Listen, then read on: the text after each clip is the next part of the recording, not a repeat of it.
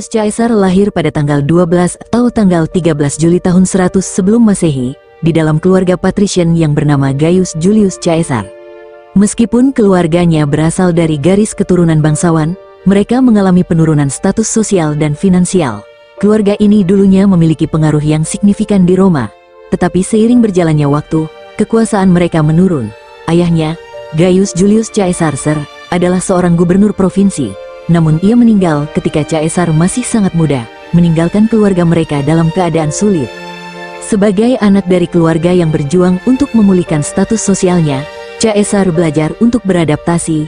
Dia tahu bahwa kekuasaan dan pengaruh di Roma tidak diberikan secara gratis, mereka harus diperjuangkan.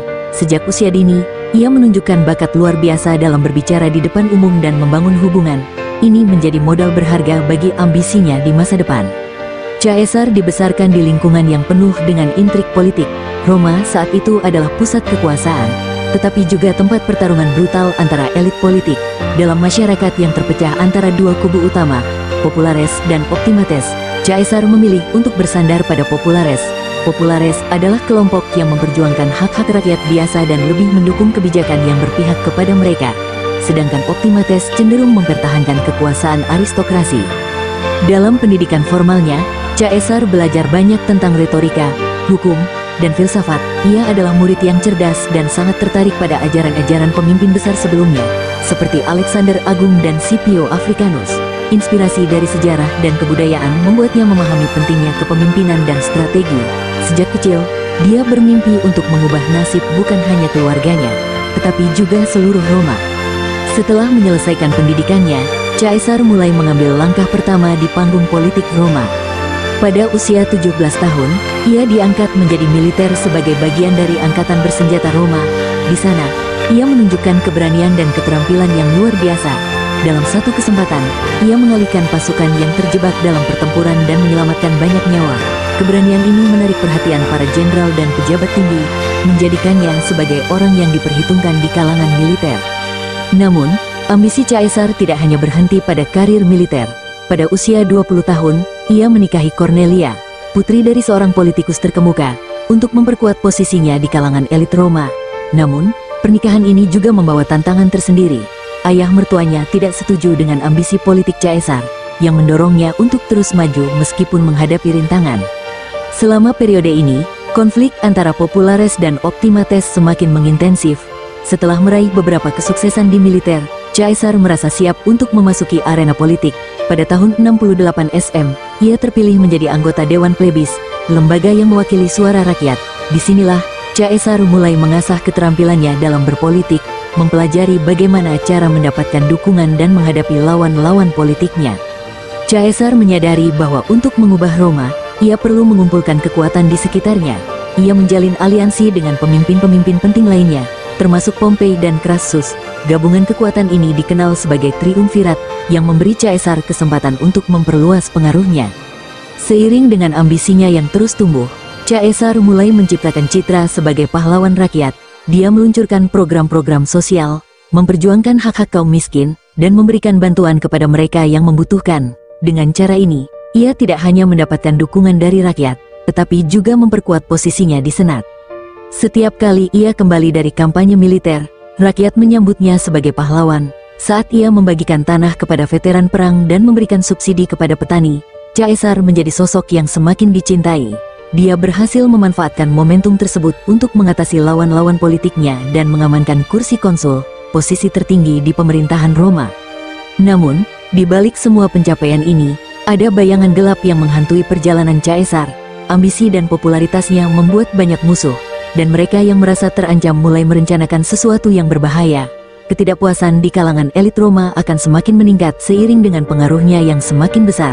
Apa yang akan terjadi pada Julius Caesar selanjutnya adalah sebuah perjalanan yang penuh intrik, ambisi, dan pengkhianatan, sebuah kisah yang tidak akan terlupakan oleh sejarah. Setelah terpilih menjadi anggota Dewan Plebis, Caesar semakin merasakan panasnya persaingan di dunia politik Roma. Setiap langkah yang diambilnya diperhatikan oleh lawan-lawan politiknya yang berasal dari kalangan elit. Keberhasilan politik yang diraihnya bukan hanya karena kemampuan retorika dan karismanya, tetapi juga karena kemampuannya untuk merangkul rakyat biasa. Di saat banyak elit politik lebih memilih untuk tidak peduli pada nasib rakyat, Caesar berusaha keras untuk menjadi suara mereka. Caesar mulai memperjuangkan kebijakan-kebijakan yang berpihak kepada rakyat. Ia memanfaatkan posisi sebagai anggota Dewan Plebis untuk mengusulkan berbagai undang-undang yang bertujuan untuk mengurangi utang dan memberikan bantuan kepada petani yang terpuruk. Dalam setiap kampanyenya, dia tak segan-segan turun ke jalan, berbicara langsung dengan rakyat, mendengarkan keluhan mereka, dan berjanji untuk memperjuangkan hak-hak mereka. Keberhasilan tersebut membawanya pada pencalonan sebagai konsul, posisi tertinggi dalam pemerintahan Roma. Pada tahun 59 SM, Caesar terpilih sebagai konsul bersama dengan seorang rekan, dan inilah titik balik dalam karir politiknya. Dengan kekuasaan ini, ia tidak hanya dapat mempengaruhi kebijakan publik, tetapi juga menempatkan dirinya dalam posisi yang lebih kuat di hadapan senat dan rival politiknya. Sebagai konsul, Caesar melanjutkan program-program populisnya.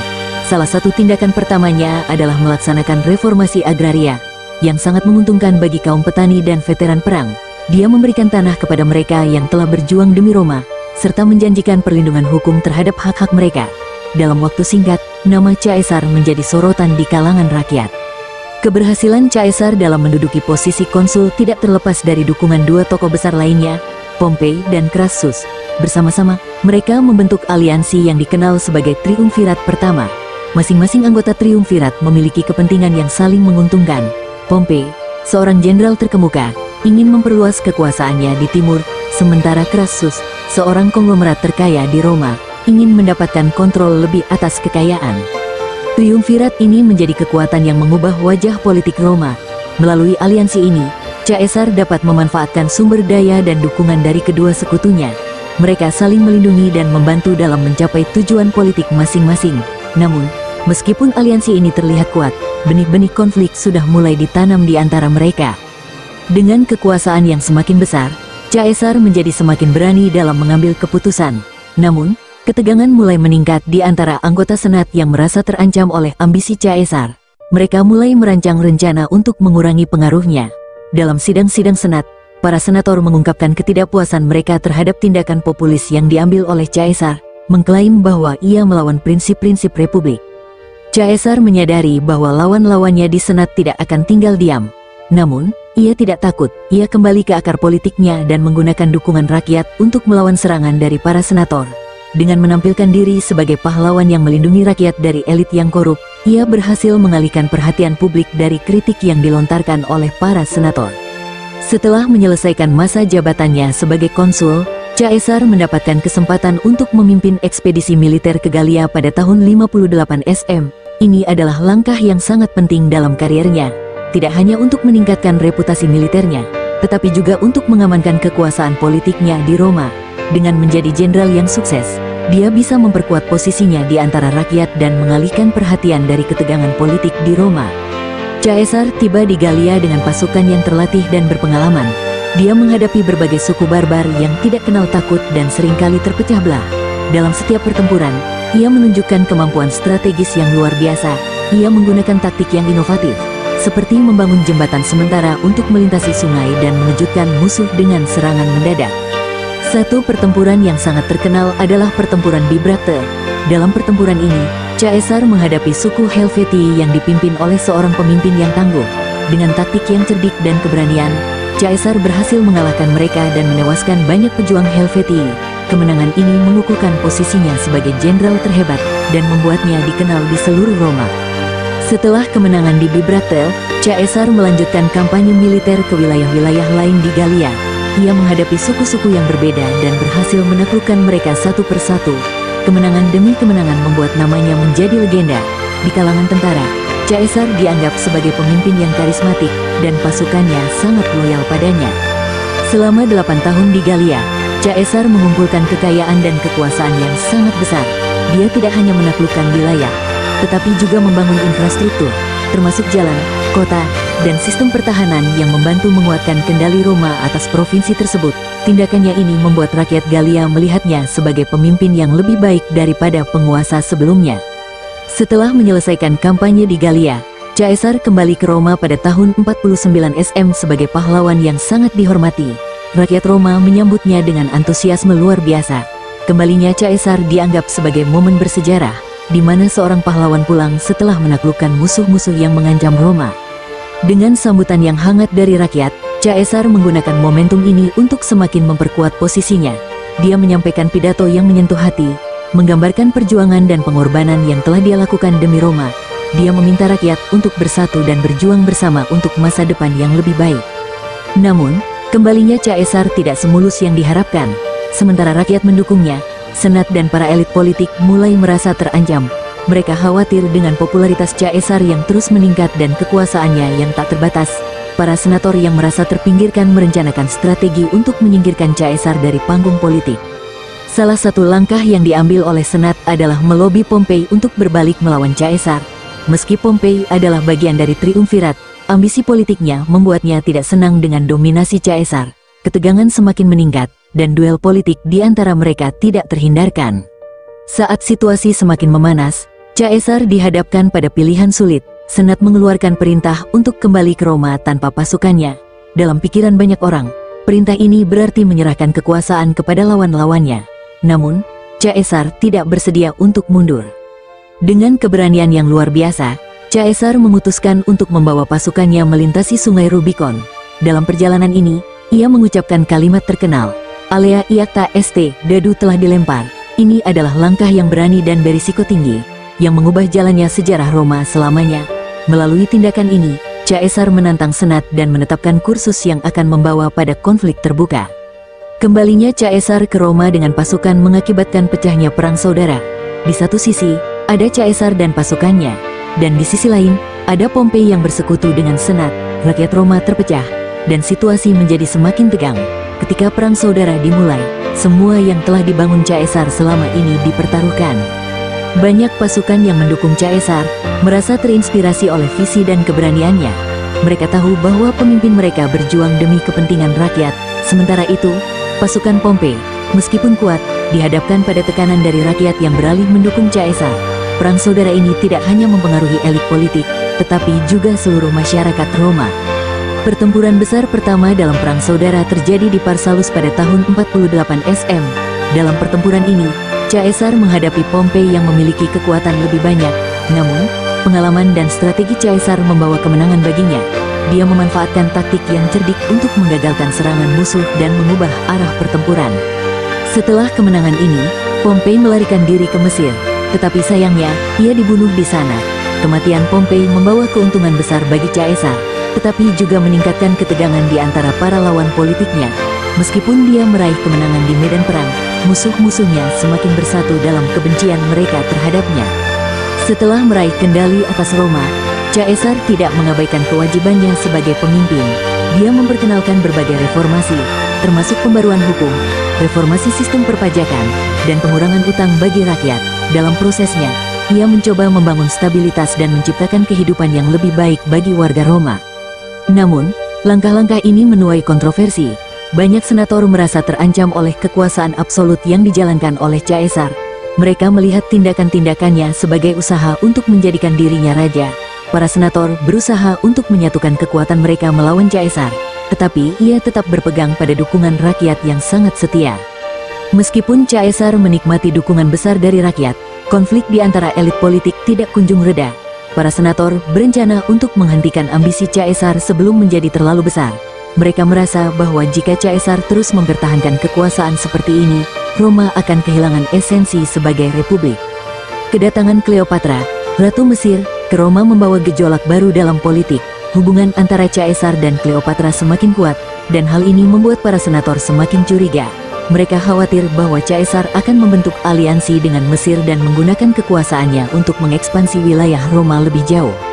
Kematian Pompei menjadi titik balik yang signifikan. Sementara Caesar menjadi pemenang dalam perang saudara, perubahan ini juga memperburuk ketegangan di kalangan senator.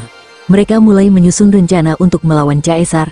Meskipun Caesar berusaha untuk memperbaiki hubungan, ia menyadari bahwa perdamaian politik di Roma sangat rapuh. Para senator menginginkan pengembalian kekuasaan yang lebih besar bagi mereka dan menganggap Caesar sebagai ancaman bagi republik. Saat ini, konspirasi untuk mengakhiri hidup Caesar sedang direncanakan. Meskipun ada beberapa yang masih mendukungnya, suara-suara melawan Caesar semakin menguat. Setelah mengalahkan Pompei dan mengamankan posisinya sebagai pemimpin Roma, Julius Caesar merasakan bahwa kekuasaannya semakin terancam.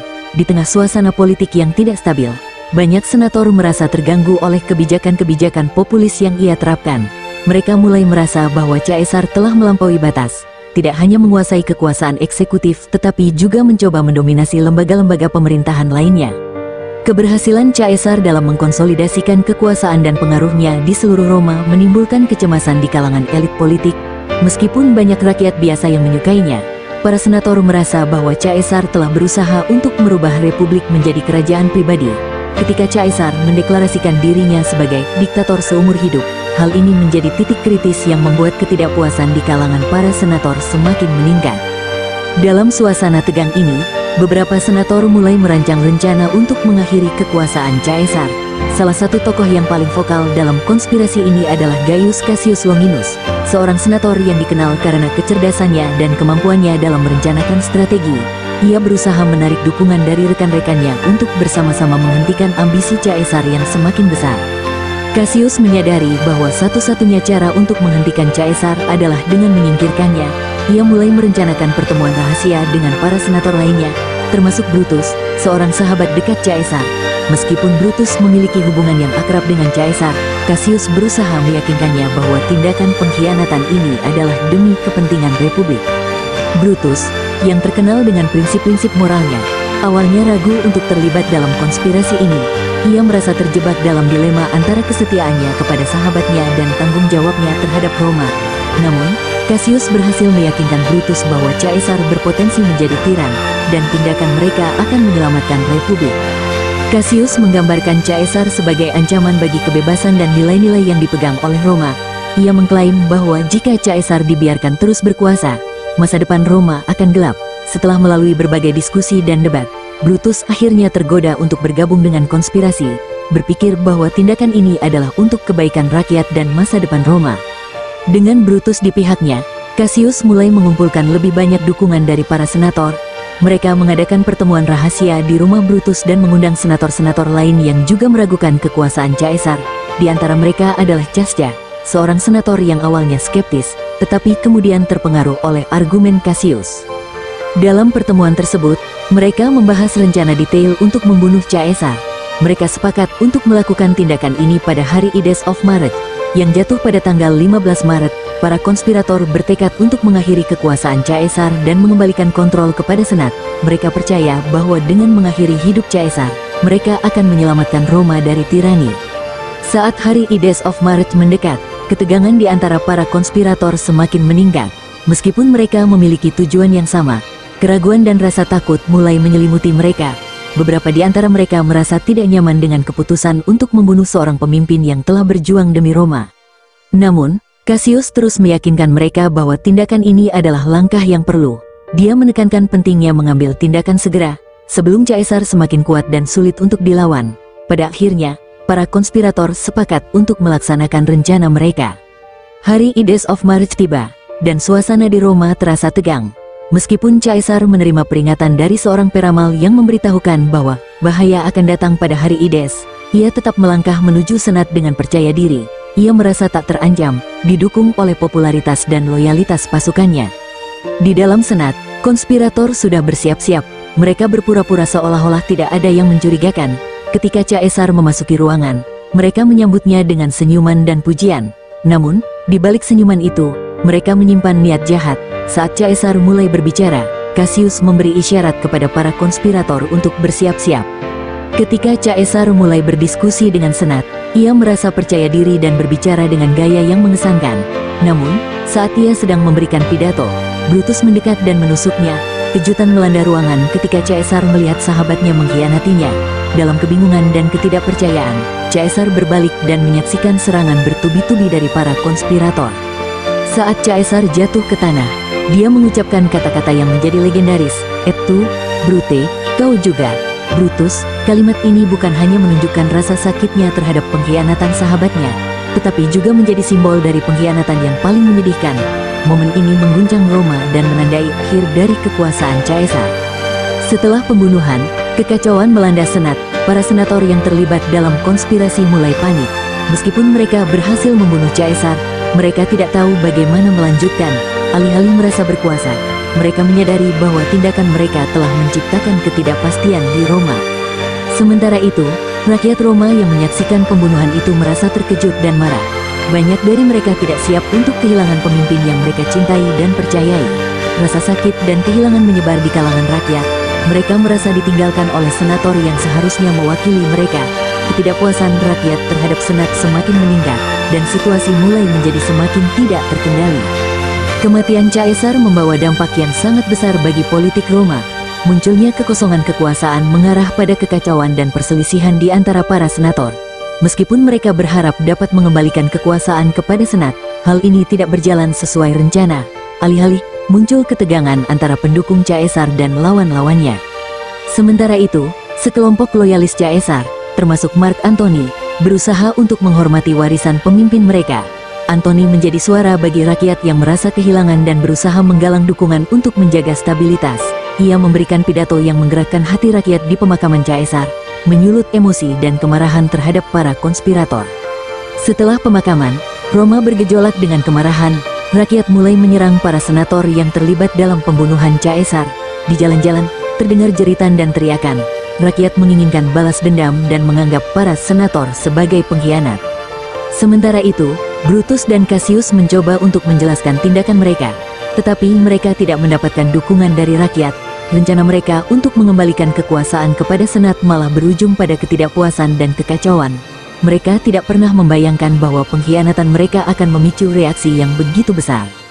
Bab 3 ini menyoroti bagaimana ambisi dan intrik politik membawa Julius Caesar pada pengkhianatan tragis, ketika para senator berusaha untuk menghentikan apa yang mereka lihat sebagai ancaman. Mereka berakhir dengan tindakan yang mengubah arah sejarah Roma selamanya. Kematian Caesar menciptakan kekosongan kekuasaan dan kekacauan, memicu perpecahan di antara elit politik dan masyarakat. Peristiwa di hari Ides of March menjadi titik balik yang penting dalam sejarah Roma, di mana sebuah republik berjuang untuk menemukan kembali identitasnya di tengah kekacauan dan pengkhianatan. Sebuah era baru akan segera dimulai, dan dengan itu, tantangan baru yang akan dihadapi oleh Roma dan para tokoh di dalamnya. Kematian Julius Caesar pada Ides of March 44 SM mengguncang seluruh Roma. Sebelum mayatnya bahkan diangkat dari lantai senat, berita tentang pembunuhannya telah menyebar ke seluruh kota. Rakyat yang sebelumnya sangat mengagumi Caesar kini merasakan kehilangan yang mendalam dan kemarahan yang membara. Ketika mereka mengetahui bahwa para senator yang mereka percayai adalah pelaku kejahatan ini, rasa kekecewaan dan pengkhianatan membara dalam diri mereka. Para loyalis Caesar, yang dipimpin oleh Mark Antony, tidak akan membiarkan pengkhianatan ini terlewatkan begitu saja. Antony, yang memiliki karisma luar biasa, tahu bahwa ia harus bertindak cepat untuk menyatukan para pendukung Caesar. Ia mengorganisir pemakaman besar untuk Caesar dan mengajak rakyat untuk berkumpul, memanfaatkan momen ini untuk meraih simpati dan dukungan dari rakyat yang berduka. Dalam sebuah pidato yang menggugah semangat, Antony memberikan penghormatan kepada Caesar. Ia dengan cerdas memainkan emosi rakyat, mengenang prestasi Caesar dan mengingatkan mereka akan pengorbanan yang telah dibuatnya untuk Roma. Pidato ini berakhir dengan kalimat-kalimat yang membakar semangat. Bukanlah para pembunuh yang harus kita sebut sebagai pahlawan, melainkan Caesar yang telah berjuang demi kita semua. Pidato Antony membuat rakyat marah dan berapi-api. Mereka mulai menuntut keadilan, menginginkan agar para pembunuh Caesar dihukum. Ketika situasi semakin memanas, para konspirator seperti Brutus dan Cassius merasa terdesak dan terpaksa melarikan diri dari Roma. Mereka tahu bahwa jika tetap berada di sana, mereka akan menghadapi kemarahan massa yang sangat besar. Brutus dan Cassius, yang sebelumnya berencana untuk mengembalikan stabilitas ke Roma, kini menjadi buronan. Mereka terpaksa melarikan diri ke provinsi-provinsi lain, bersembunyi dari kemarahan rakyat. Namun, di balik pelarian ini, mereka masih berusaha untuk merencanakan langkah selanjutnya. Cassius mulai membangun aliansi dengan para jenderal dan pemimpin militer lainnya untuk mengumpulkan kekuatan melawan Antony dan pendukungnya. Rasa ketidakpastian melanda Roma. Para senator yang tidak terlibat dalam konspirasi merasa cemas dan tidak yakin apa yang akan terjadi selanjutnya. Di tengah situasi yang kacau ini, Antony dan sekutunya, termasuk Octavianus, yang tak lain adalah keponakan Caesar dan penerus yang sah, berusaha untuk mengambil alih kekuasaan dan mengamankan posisi mereka. Sadar bahwa mereka memerlukan kekuatan gabungan untuk melawan ancaman dari para konspirator, Antony dan Octavianus bersatu. Meskipun di awal mereka memiliki perbedaan, keduanya sepakat untuk mengesampingkan perbedaan demi menghadapi ancaman yang lebih besar. mereka mengumumkan bahwa mereka akan membalas kematian Caesar dan memulihkan keadilan. Dengan dukungan militer yang cukup, Antony dan Octavianus mengumpulkan pasukan yang kuat untuk melawan Brutus dan Cassius. Pertempuran besar pun di depan mata, dan kedua belah pihak bersiap untuk pertempuran yang akan menentukan nasib Roma. Pertempuran yang terjadi di Filipi pada tahun 42 SM menjadi momen penting dalam sejarah Roma. Ini adalah pertempuran antara pasukan Antony dan Octavianus melawan pasukan Brutus dan Cassius. Sebelum pertempuran dimulai, kedua pihak melakukan mobilisasi besar-besaran, mempersiapkan pasukan mereka untuk pertarungan yang menentukan. Brutus dan Cassius, yang telah berusaha membangun aliansi dengan berbagai kelompok, percaya bahwa mereka dapat menang. Namun, mereka juga tahu bahwa pasukan Antony dan Octavianus sangat kuat. Momen ketegangan menjelang pertempuran dipenuhi dengan harapan dan ketakutan. Saat pertempuran dimulai, kedua pihak berhadapan di medan perang dengan tekad yang bulat. Dalam pertempuran ini, taktik dan kepemimpinan memainkan peranan penting. Antony, yang memiliki pengalaman dalam peperangan, memimpin pasukannya dengan percaya diri. Namun, Brutus juga dikenal sebagai jenderal yang cerdas dan berpengalaman, sehingga membuat pertempuran berlangsung sengit. Kedua belah pihak mengalami kerugian yang besar. Namun, seiring berjalannya waktu, pasukan Antony dan Octavianus mulai memperoleh keunggulan. Strategi mereka yang lebih baik dan koordinasi yang lebih baik mulai terlihat, sementara pasukan Brutus dan Cassius mulai kehilangan semangat. Akhirnya, setelah pertempuran yang melelahkan, Brutus dan Cassius mengalami kekalahan. Saat melihat kondisi pasukannya yang berantakan, Cassius merasa putus asa dan memutuskan untuk mengakhiri hidupnya. Dia meminta salah satu prajuritnya untuk membantunya dalam bunuh diri, menciptakan momen yang sangat emosional di tengah kekacauan perang. Sementara itu, Brutus mencoba untuk melawan, tetapi setelah menyaksikan kematian Cassius, semangatnya pun runtuh.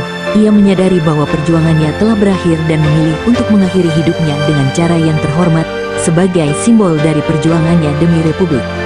Dengan kekalahan Brutus dan Cassius, Antony dan Octavianus menjadi penguasa baru di Roma. Namun, meskipun mereka berhasil membalas kematian Caesar, ketegangan di antara mereka mulai muncul. Kedua pemimpin memiliki ambisi dan visi yang berbeda untuk masa depan Roma. Antony ingin memperluas kekuasaan dengan aliansi yang lebih kuat, sedangkan Octavianus berusaha untuk mendapatkan legitimasi sebagai penerus Caesar. Kekuasaan yang dibangun di atas pengkhianatan dan kematian Caesar tidak stabil. Antony mulai mengabaikan Roma dan lebih fokus pada hubungannya dengan Cleopatra, Ratu Mesir. Hal ini menimbulkan kekecewaan di kalangan pendukungnya, terutama Octavianus, yang merasa bahwa Antony telah berpaling dari tanggung jawabnya sebagai pemimpin Roma. Ketika hubungan antara Antony dan Octavianus semakin tegang, mereka berdua menyadari bahwa perpecahan ini tidak dapat dihindari. Masing-masing pihak mulai membangun dukungan di antara rakyat dan senat. Octavianus berhasil mendapatkan dukungan yang signifikan, mengklaim bahwa dia adalah pewaris sejati Caesar, sementara Antony semakin terjebak dalam skandal dan kontroversi. Pertikaian antara keduanya akhirnya memunculkan perang baru yang akan mengubah wajah Roma sekali lagi. Dengan keduanya saling berambisi untuk menguasai kekuasaan, mereka mengumpulkan pasukan dan mempersiapkan diri untuk bentrokan yang akan menentukan masa depan Roma. Ketegangan yang semakin memuncak antara Mark Antony dan Octavianus akhirnya meledak menjadi perang terbuka. Pada tahun 31 SM, keduanya bertemu di lepas pantai Actium. Pertempuran ini bukan hanya tentang kekuasaan, tetapi juga tentang pengakuan dan legitimasi atas warisan Julius Caesar. Antony, yang semakin terikat dengan Ratu Cleopatra, berjuang untuk mempertahankan posisinya, sementara Octavianus bersikeras untuk menegaskan haknya sebagai penerus Caesar. Antony mengandalkan angkatan laut Mesir, sementara Octavianus menyiapkan strategi yang lebih baik. Dalam pertempuran yang dramatis ini, Octavianus berhasil mengalahkan armada Antony, dan keputusan ini membalikkan arah sejarah Roma. Keberhasilan Octavianus membawa dampak besar bagi dirinya dan sejarah Roma yang akan datang. Setelah kekalahan di Actium, Antony dan Cleopatra mundur ke Mesir. Dalam keputusasaannya, Antony memanggil pasukan yang tersisa untuk bertempur melawan Octavianus sekali lagi. Namun, pertempuran yang seharusnya menjadi momen kebangkitan justru berujung pada kehancuran. Keduanya menyadari bahwa mereka tidak dapat melawan kekuatan yang semakin kuat dari Octavianus. Dalam kesedihan dan putus asa, Antony mengakhiri hidupnya setelah mengetahui bahwa Cleopatra telah meninggal dunia. Dia memilih untuk menyusul cintanya dalam kematian. Dengan begitu, salah satu pasangan terkuat dalam sejarah pun hilang. Keduanya diingat bukan hanya sebagai penguasa yang berpengaruh, tetapi juga sebagai simbol cinta dan tragedi. Dengan kekalahan Antoni, Octavianus menjadi penguasa tak terbantahkan di Roma. Dia mengambil nama Augustus, yang menandakan awal dari kekaisaran baru. Dengan kecerdasan politik dan dukungan yang kuat, dia berhasil mengembalikan stabilitas setelah masa kacau balau. Augustus tidak hanya menjadi penguasa, tetapi juga pelindung warisan Caesar. Namun, ketika Octavianus mengklaim kekuasaan, dia juga berjuang dengan bayang-bayang Caesar. Pengkhianatan yang menimpa pamannya masih terbayang dalam pikirannya. Octavianus tahu bahwa kekuasaan tidak dapat dibangun di atas pengkhianatan semata. Tetapi dia juga menyadari bahwa ketidakpastian di Roma tetap ada.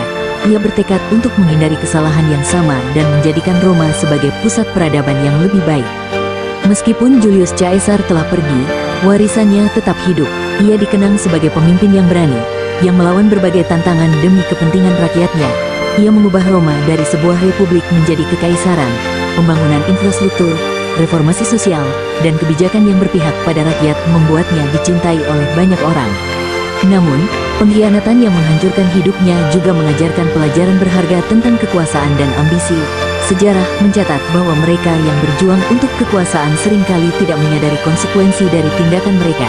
Caesar, dengan segala ambisinya, menjadi contoh nyata dari tragisnya kekuasaan yang diraih dengan cara yang salah. Masa depan Roma dipenuhi dengan tantangan dan harapan. Dengan Augustus di kursi kekuasaan, Roma memasuki era baru yang dikenal sebagai Pax Romana, atau perdamaian Romawi. Meskipun konflik dan intrik politik tidak hilang sepenuhnya, Augustus berusaha untuk membangun kembali kepercayaan rakyat dan memberikan stabilitas yang dibutuhkan. Namun, bayangan Julius Caesar dan tragedi yang mengikutinya tetap menghantui. Augustus, yang merupakan pewaris dan penerus Caesar, berusaha untuk menegaskan kembali cita-cita dan visi yang pernah dibawa oleh pamannya. Dia sadar bahwa untuk menciptakan masa depan yang lebih baik, pelajaran dari masa lalu harus diingat dan dipelajari. Kisah Julius Caesar adalah gambaran kompleks tentang kekuasaan, pengkhianatan, cinta, dan tragedi. Di satu sisi, dia adalah pahlawan yang berjuang demi rakyat, sementara di sisi lain, ia adalah korban dari ambisinya sendiri. Dalam sejarah, tidak ada jaminan bagi mereka yang berkuasa, dan setiap langkah yang diambil membawa konsekuensi yang mungkin tidak terduga. Pengkhianatan yang menimpa Caesar tidak hanya menghancurkan hidupnya, tetapi juga menciptakan gelombang perubahan yang mengubah arah sejarah. Peristiwa ini membuktikan bahwa meskipun kekuasaan dapat memberi seseorang kemampuan untuk mengubah dunia, itu juga membawa risiko dan tantangan yang tidak bisa dihindari. Warisan Julius Caesar mengingatkan kita untuk merenungkan pentingnya integritas, kejujuran, dan cinta terhadap bangsa. Sejarah tidak hanya mencatat apa yang terjadi, tetapi juga mengajarkan kita nilai-nilai yang perlu dijunjung tinggi dalam setiap langkah yang kita ambil. Ketika kita mempelajari masa lalu, kita diharapkan untuk belajar dan tidak mengulangi kesalahan yang sama, agar masa depan dapat lebih baik daripada yang lalu.